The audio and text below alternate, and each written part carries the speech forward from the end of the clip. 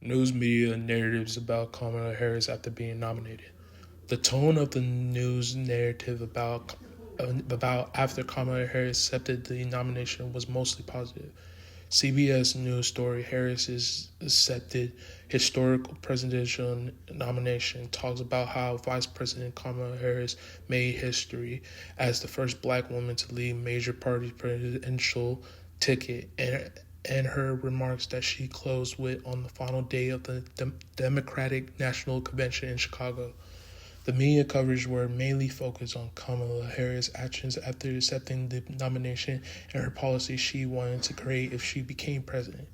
The media focused on her past achievements that got her into this position, but also her past failures too in life, and mainly her upcoming battles against Donald Trump and seeing if she can do better than Joe Biden. Evolution of news coverage about Kamala Harris. News media coverage narratives of Kamala Harris went from being mostly positive to being a mix of positive, negative, and neutral tones. This happened because in the beginning everyone was excited about her being in the race, till now everybody is questioning her every move and decisions. News media narratives tones about Kamala Harris has been neutral, but only stating what she'd been doing and her actions doing during the race. Some news media about Kamala Harris have also been negative because of Donald Trump and other news media taking shots against Kamala about her actions, behaviors, and ability to lead this country. For example, U.S. News have a article called "Is Kamala Harris the worst thing that could happen to America?" That explains this statement. The news media about Kamala Harris has also been positive, stating that she has a tight lead in many polls than Donald Trump. Unsurprisingly, conservative media is not overall very positive in terms of coverage with Kamala Harris. Many of the headlines are focused on her campaign failures, and some outright attack her character. Some point out policy, poor performance under Biden, or outright that she cannot lead America. Certain outlet companies focus on certain aspects of Harris, but all ultimately undermine the success of her campaign. The Wall Street Journal, for example, would highlight performance issues with the Harris campaign, reporting things like Harris is unable to establish a lead, while simultaneously implying that Trump is succeeding within national polls.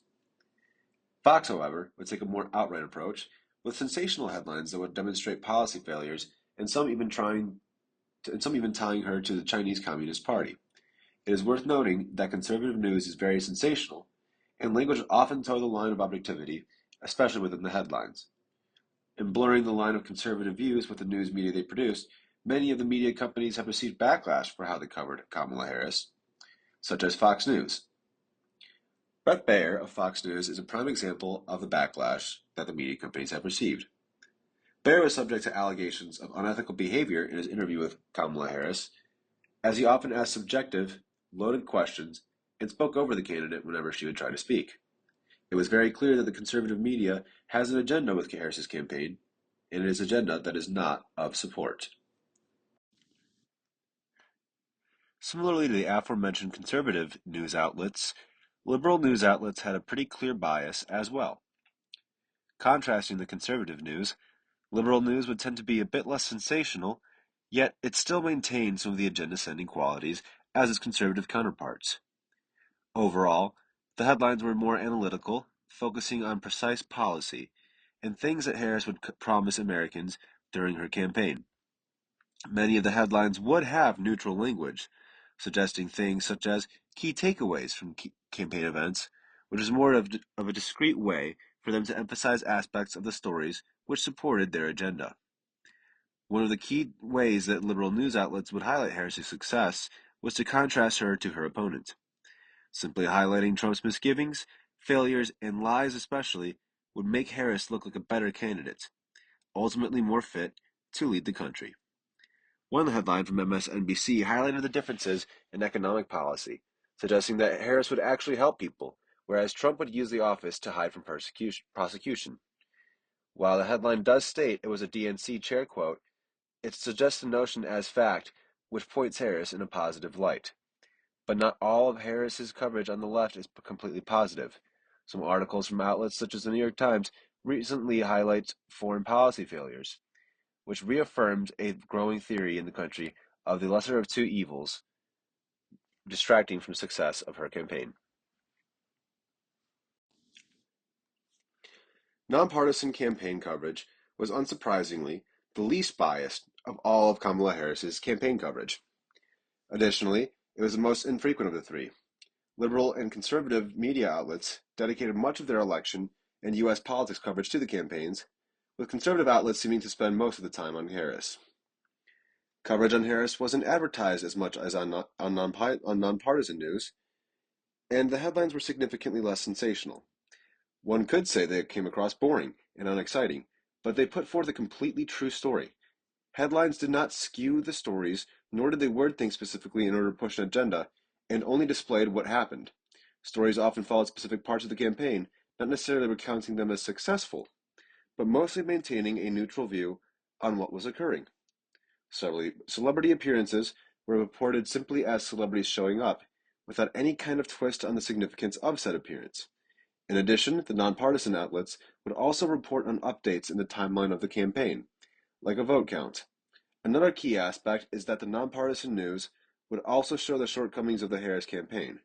More than the New York Times, nonpartisan news would focus on her foreign policy failures especially, highlighting how they alienated her from a young, left-wing voting base, which came across as a campaign failure. Now we're going to talk about who Kamala speaks to and what it says about her. Oftentimes she addresses key groups such as women, black voters, and young progressives. She also prioritizes appearances in battleground states with diverse population like Georgia and Michigan. Oftentimes these are swing states. She also, during her speeches and events, highlights issues like racial justice, women's rights, and climate change, which resonates more with the Democratic base rather than the Republican base. Harris's press interaction in conservative media. Interviewers on platforms like Fox News often feature tougher questioning and skepticism and introduce a hostile environment. During an interview with Fox News, the interviewer, Brett Baier, asked her, and I quote, "How many illegal immigrants would you estimate your administration has released into the country over the last 3.5 years?" This confrontational question sets a tense tone right from the start. There's also frequent interruptions. Brett Baier, who works for Fox News, often interrupts Harris, making it difficult for her to fully articulate her thoughts. Throughout the interview, Baier interrupts her multiple times, preventing her from completing her response and pushing her into a defensive position. Also, there is a focus on criticism and controversies. The coverage tends to emphasize on any missteps, or criticism regarding her leadership and decision. Baier linked her administration policies to tragic outcomes. Quote, "There are 6 Democrats who allowed 1.8 million illegal immigrants into the country a year." This framing puts her in a position of needing to defend against serious allegations.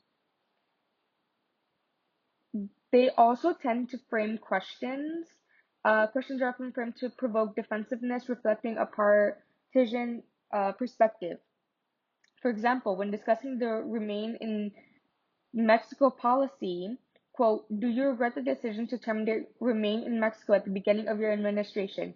This question puts pressure on her to defend a significant policy change. When Kamala Harris is interacting with liberal media, she oftentimes encounters friendly tone with progressive outlets. For example, in an interview with MSNBC and CNN, Harris is often treated with a supportive tone. Additionally, there is a focus on key Democratic issues. For example, in an interview with CNN's Dana Bush, she quote, "When we came in, our highest priority was to do what we could to rescue America. And today we know that we have inflation at under 3%. A lot of our policies have led to the reality that America recovered faster than any wealthy nation around the world." Harris responds with calm confidence, discussing climate change, reproductive rights, and voter suppression, issues that would resonate more with the Democratic base. Additionally, when it comes to liberal media, the interviewers' questions are framed around support for her values, reflecting shared goals with the media. For example, in an MSNBC interview with Stephanie Rojo, the interviewer asks, and I quote, you call it the opportunity economy. You are well aware that right now many Americans are struggling. There's a crisis of affordability. One of your campaign theme is we're not going back. But I wonder, what would you say to voters who do want to go back when it comes to the economy specifically? This question acknowledges the struggles of Americans while also allowing her to address those concerns with her policy proposals, showing empathy towards voters' frustrations. Finally, let's talk about citizen and audience takeaway. So, their perception of leadership style, citizens may view her as a unifying leader based on her focus on collaboration and addressing diverse issues. Um, there's awareness of key issues. Her speeches raise awareness about significant topics such as voting rights, healthcare, and climate change, resonating with progressive values. For example, um, in her interview with Dana Bush, she said, "We know that price in particular for groceries are still too high. The American people know it. I know it." This acknowledgement of economic struggle connects with citizens who are facing similar challenges. There's also an understanding of media dynamics. Observations of her interactions with both friendly and hostile media can inform citizens about media bias and the challenges faced by politicians. For example, the way she handled interruptions during interviews, such as with Brett Baer, demonstrate the difficulty politicians face in getting their messages across. Um, Citizens can see how media framing affects public perception and may be prompted to critically evaluate the news they consume.